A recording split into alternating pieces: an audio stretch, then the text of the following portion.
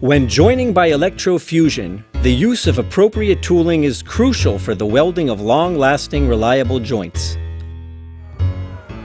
Our recommended toolbox includes the following items: a sharpened hand scraper for small diameter pipe, a measuring tool, an indelible marker, a spanner, pipe clamps, a pipe cutter, lint-free wipes, rerouting devices, a special cleaning solution for PE welding, a rotational scraper, a suitable control box, and a high-quality Processo fitting in its original packaging.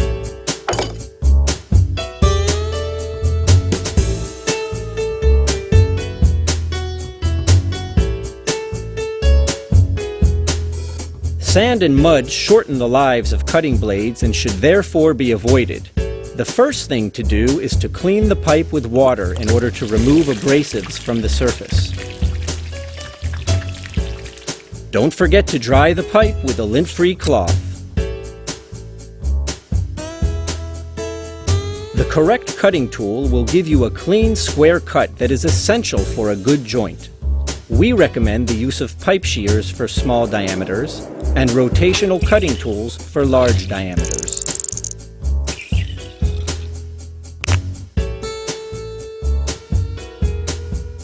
The pipe must be measured and marked to prepare for scraping. Measure half the length of the fitting. Add 2 centimeters and mark the pipe.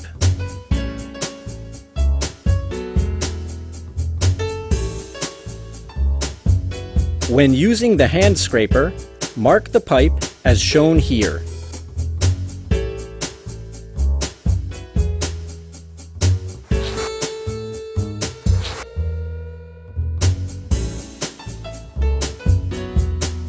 Good scraping will make those marks disappear. When you're done, chamfer the end for easy pipe insertion and make sure to remove all the scrapings. Mark the pipe this way when using a rotational scraper.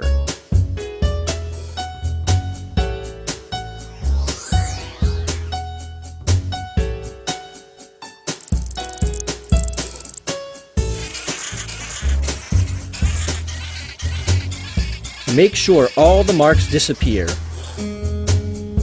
And don't forget to chamfer the pipe end to remove the sharp edges. At this point, it's important to mark the true insertion or the stab depth. Measure the length from pipe stops to fitting end and mark it on the pipe. Oval pipe can be an obstacle to forming a high-quality joint. Much of the pipe we encounter is not perfectly round, and rerouting is therefore an essential step of the process. This is especially true with large diameter pipe. As shown here, clamps are placed close to the insertion depth mark in order to reround the pipe end. The final step before installation is cleaning and degreasing. This is performed with a special cleaning solution for PE welding, as any other fluid may do damage to the joint.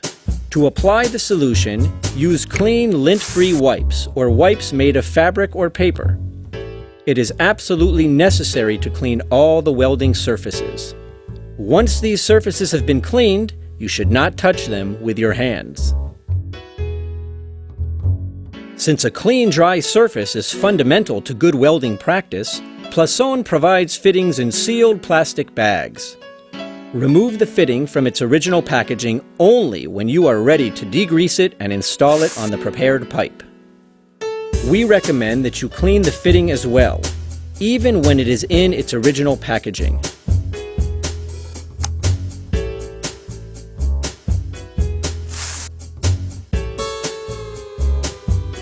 Be sure the pipe is fully inserted into the fitting by checking the location of the stab depth marking, as shown. Processo recommends the use of alignment clamps for the dual purpose of relieving stress in the joint and preventing joint movement during fusion. Clamping reduces the risk of short circuits and ensures trouble-free fusion. Also be sure to cover the ends of the pipe as shown to prevent the uncontrolled movement of air during welding. Now that we have completed the preliminary steps, we turn our attention to the controller and generator. First, make sure the gas tank is full. Then start up the generator. Once the voltage is stable, connect the control box to the generator. Then connect the terminals to the fitting. The fusion time may be set automatically by a self-recognition resistor. Other options include a barcode reader and manual input. The correct fusion time is shown on the barcode label on each fitting. Be sure to check that the fusion time on the controller screen is identical to the fusion time on the barcode label. For the duration of fusion and cooling, the joint is sensitive and should be left undisturbed. Leave the clamps and rerouters in place.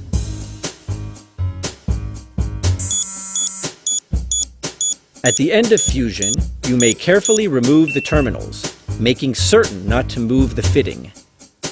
Take good care of the terminal ends and cables. They carry high current loads and should be kept clean and dry.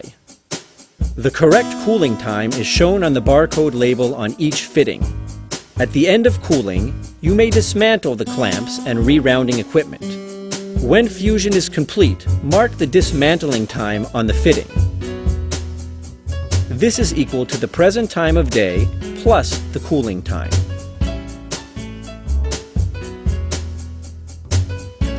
Since pressure testing requires lower temperatures in the joint, we recommend waiting 4 times the cooling time after fusion before beginning pressure testing.